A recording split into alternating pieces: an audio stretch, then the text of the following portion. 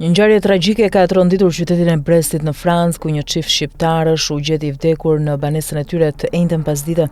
Policia u njoftua rreth orës 16:30 pasi një banor i lagjes Europe raportoi 2 të shtëna me armëzjarri në adresën e caktuar, kur forcat e rendit mbërritën në vendngjarje, gjetën trupat e pajet të një gruaje 30 vjeçare dhe një burri 36 vjeçar të shoqëruar nga një pushk gjuetie që dyshohet të arma e përdorur në krim. Të dy ishin shtetas shqiptar dhe jetonin prej vitesh në Francë. Sipas informacioneve paraprake nga hetuesit, pista kryesore është ajo e vrasjes së gruas nga bashkëshorti e ndjekur më pas nga dhënia fund e jetës së tij. Deri më tani nuk ka të dhëna për konflikte të dokumentuara, por hetimi po vijon për të zbardhur motivet që e çuan personin në fjalë në këtë akt ekstrem. Ngjarja bëhet edhe më dramatike nga fakti se çifti kishte 2 fëmijë të mitur. Fëmia më i madh 8 vjeç u gjet brenda banesës ku ishte mbyllur menjëherë pas krismave. Fëmia tjetër vetëm 3 vjeç në momentin e tragjedisë ndodhej në kopsht.